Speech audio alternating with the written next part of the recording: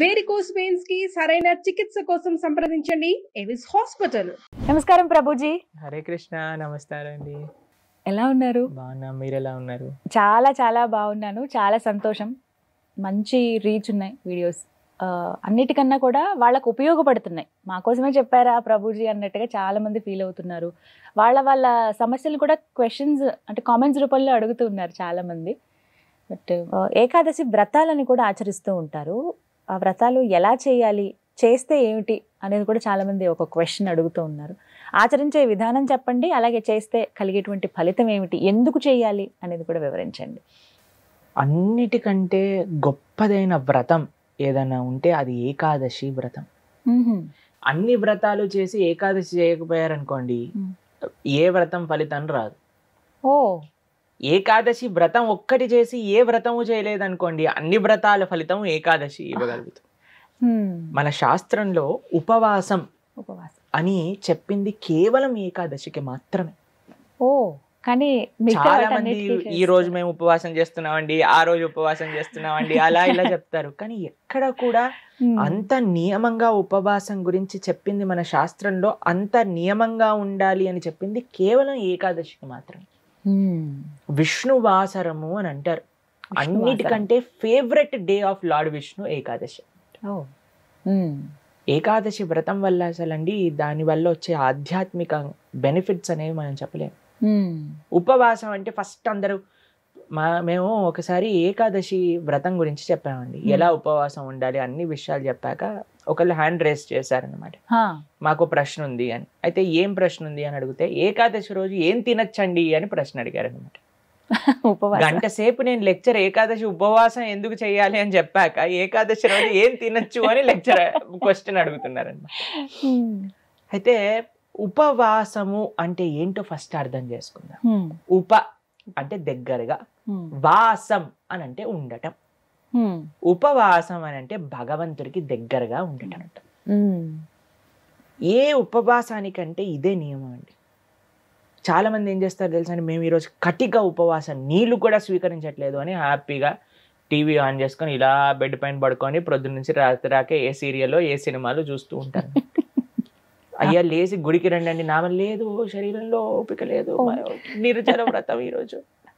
మనం అండి దేన్నైనా సరే ఎంత మెటీరియలిస్టిక్ గా మార్చే శక్తి మానవుడి దగ్గర ఉందండి. శివరాత్రి రోజు జాగరణ చేయండి అంటే లేట్ నైట్ షోలు వాటిలలో సినిమా థియేటర్లో కూర్చొని జాగరణ చేస్తుంటారు. శివుడు పాపం ఏమనుకుంటాడో, ఎంత బాధపడతారో ఇలాంటి వాళ్ళని చూసి ఆశ్చర్యం వేస్తుంది. మనం దేన్నైనా సరే ఎలా పాడు చేయొచ్చో అంత, ఎంత ఫాస్ట్ గా మానవ బ్రెయిన్ పనిచేస్తుందంటే అంత పనిచేస్తుంది.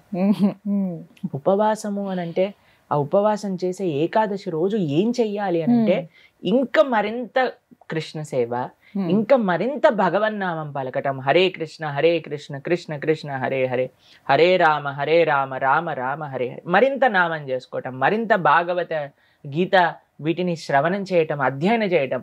ఇది ఉపవాసం, భగవంతుడు దగ్గరగా ఉంటాడు. మరి ప్రభుజీ ఉపవాసం అంటే తినకుండా ఎందుకు ఉండాలని చెప్తారు? ఇప్పుడు చూడండి, ప్రొద్దు నుంచి లేవంగానే తిండి గోలే కదండి మనకి.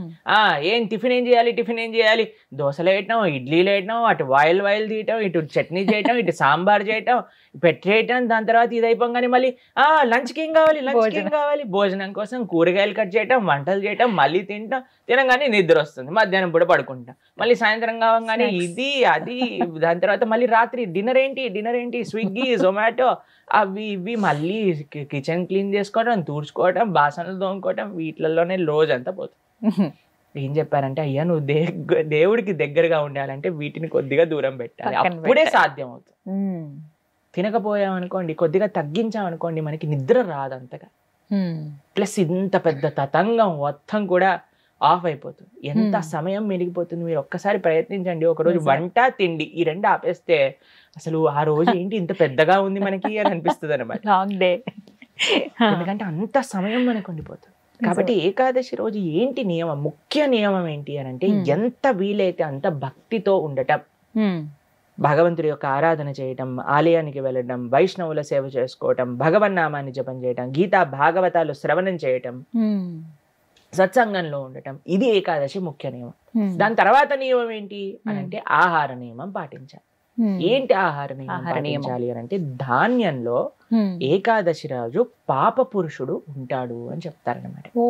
ధాన్యం అని అంటే రైస్, దాల్, పప్పులు, తర్వాత గోధుమలు, తర్వాత వరి, వీటన్నిటిలో అనమాట. కాబట్టి ఆ రోజు మనం వీటి నుంచి దూరంగా ఉండి మరి ఏం స్వీకరించవచ్చు, పాలు, పండ్లు. తర్వాత మీకు అవి కూడా కాదండి, మరి మాకు ఇంకా శరీరం సహకరించట్లేదు, కొంతమంది ఉంటారు కదండి, బీపీ ఉంటుంది, షుగర్ ఉంటుంది, అటువంటి వాళ్ళు ఏం చేస్తారు అని అంటే, మీకు సగ్గు బియ్యం అని దొరుకుతాయి, లేదా కొర్రలు అని దొరుకుతాయి అనమాట. వాటిని ఇవన్నీ కొన్ని ఏకాదశి రోజు స్వీకరించవచ్చు అని ఎలవ్ చేసినాం అనమాట.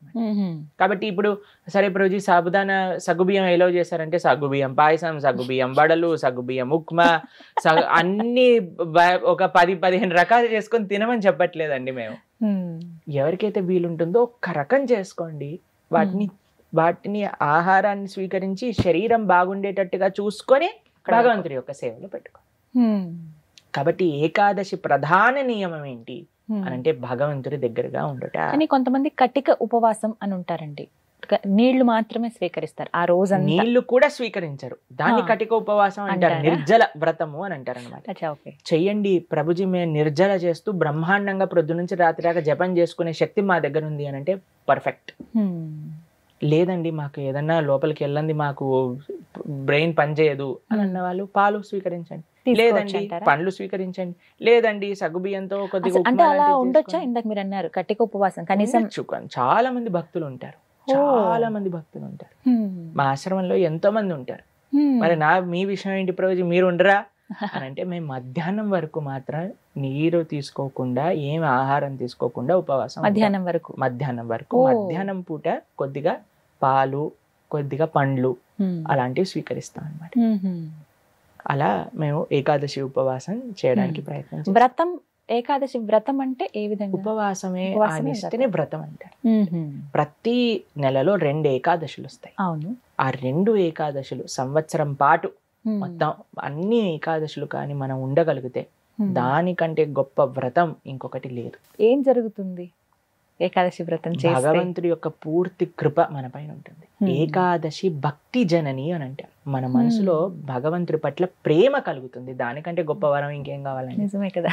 కాబట్టి ఏకాదశి వ్రతం తప్పకుండా చేయాలి. అందరూ కూడా ఆ ఏకాదశి వ్రత మహాత్యాన్ని తెలుసుకోండి, చక్కగా ఏకాదశి వ్రతాన్ని ఆచరించడానికి ప్రయత్నం చేయండి. ఇప్పుడు వైకుంఠ ఏకాదశి చాలా అద్భుతమైన రోజు, మీరు సంకల్పం తీసుకొని ముందుకెళ్ళడానికి. చాలా మంది మమ్మల్ని అడుగుతుంటారు, రోజు మా ఇంట్లో ఎవరో వెళ్ళిపోయారు, లేదా మాకు మైల్ ఉంది, అశౌచం ఉంది, మీరు ఎలా ఉన్నా ఏం జరుగుతున్నా ఏకాదశి మాత్రం పాటించవచ్చు, దాంట్లో ఏం ప్రాబ్లం. ఆ రోజు ఖచ్చితంగా ఇవి వింటే బాగుంటుంది, ఇవి పఠిస్తే బాగుంటుంది. భాగవతం వినాలి, భాగవతం చదువుకోవాలి, భగవన్ నామం జపం చేయాలి, కీర్తన చేసుకోవాలి, ఆలయానికి వెళ్ళాలి, కృష్ణుడికి తులసితో అర్చన చేయాలి.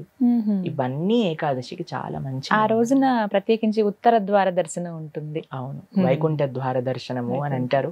అన్ని ఆలయాలలో మనకి కలుగుతుంది. చక్కగా దర్శనం చేసుకొని, వైకుంఠ ఏకాదశి కాదండి, అన్ని ఏకాదశులకి ఇవే నియమాలు. భగవద్ ఆరాధన, భగవన్ నామ జపం, భాగవత స్మరణ, ఇవే అన్ని ఏకాదశి. కాబట్టి తప్పకుండా ప్రతి ఒక్కళ్ళు చేయాల్సిన వ్రతం ఏకాదశి వ్రతం. ఎవరైనా ఆచరించవచ్చు, ఏ వయసు వాళ్ళైనా కూడా చేయవచ్చు, చేయదగింది అని అంటే కనుక. ఎస్, చేయగలమన్న ఓపిక ఉండాలి, ఆ ఆసక్తి, ఆ నిష్ట ఉంటే ఖచ్చితంగా ఎవరైనా పాటించవచ్చు అంటారు.